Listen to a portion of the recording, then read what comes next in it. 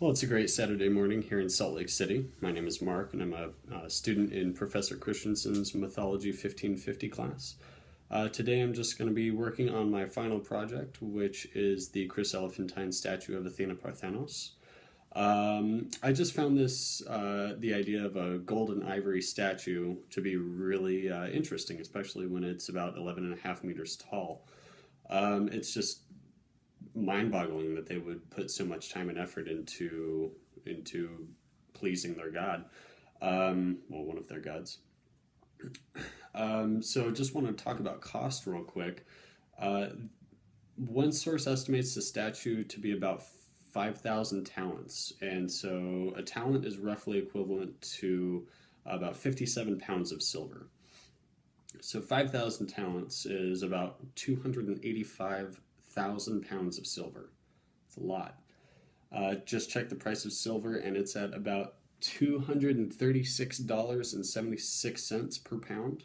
So all of these rough estimates combined to put the statue of Athena Parthenos to about $67.5 million US dollars. Just thought that was incredible. Alright, so first up I just want to do a run through of what I've got for supplies. I've got these two foam blocks that are about 8 inches cubed. That's going to be the skeleton of Athena. Then we've got this white craft primer. That's just hopefully going to be wide enough to make kind of an imitation ivory. We've got some gold acrylic paint for her accents. This dowel rod to hold everything together, hopefully. And then if there's any left over, I'll use it for her spear. And then we've got these cool little foam crafting tools and some paintbrushes. Thanks to the historian Pausanias, we kind of have a description of the Chryselephantine statue of Athena. He said that the statue is created with ivory and gold. On the middle of her helmet is the likeness of the Sphinx, and on either side of the helmet are griffins in relief. The statue of Athena is upright with a tunic reaching to the feet, and on her breast is the head of Medusa worked in ivory. She holds a statue of victory that is approximately 4 cubits high, and in the other hand a spear. At her feet lies the shield, and near the spear is a serpent. A serpent would be Erichthonius. On the pedestal is the birth of Pandora in relief.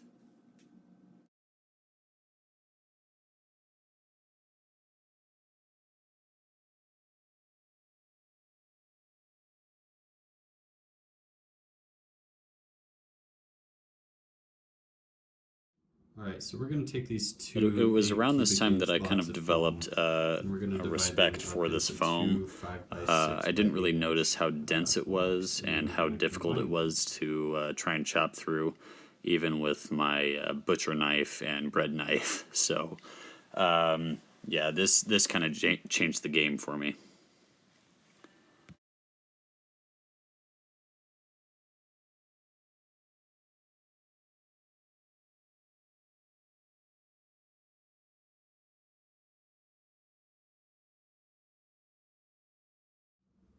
This is my terrible first attempt at turning a cube into somewhat of a rectangular object. Certainly no Phidias.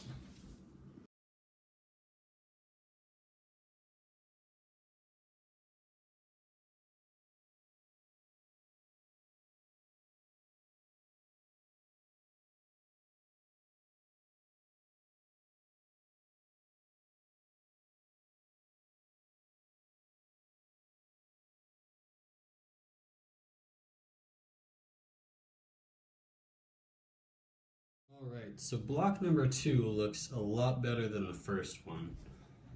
Use that little cross hatch method, which I'm going to include a picture of in here. And that seemed to work a lot better than just randomly hacking at it. Surprise, surprise. I succeeded in making an absolute mess of my... Alright, so for this first block, what I think I'm going to go ahead and do is disregard the pedestal area where it shows the scene of Pandora being born. Instead, we're going to start at Athena's feet, and we are going to go ahead and end up at around her navel and wrist area. So that means we are going to include the Aegis and King Erichthonius there as well. And we're also going to not include the spear just yet, just because I'm going to use a piece of that dowel and paint it gold. So let's go ahead and get started.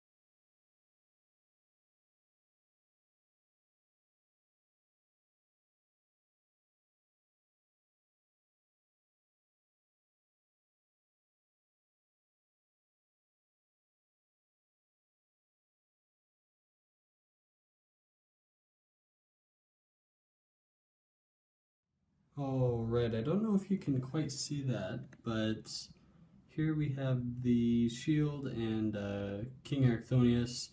I've just started making kind of an outline of what I want to do. Here would be the shield, the Aegis, King Archthonius's little tiny head. And then, so this part of Athena's gown, of her tunic, is going to be right about here. And then the upper part, which is, I guess, kind of her belt, if I can. The upper part right here, her little belt area, is going to be right about here.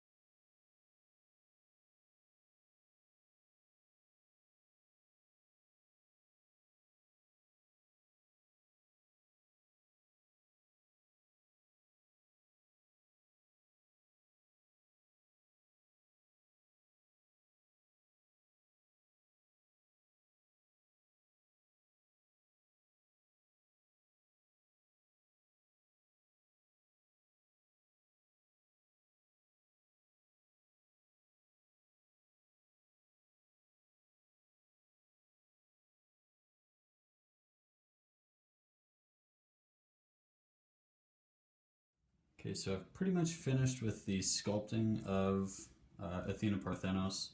There were a couple of bad things that happened to this while I was carving. It looks like the arm kind of came off right at the wrist area. So I basically decided to do all of the smaller parts in their own process. So like I took off the arm and did the arm along with this very bad carving of Nike and the helmet. So I just kind of attached everything with pieces of that dowel rod, and now we're going to go ahead and prime it.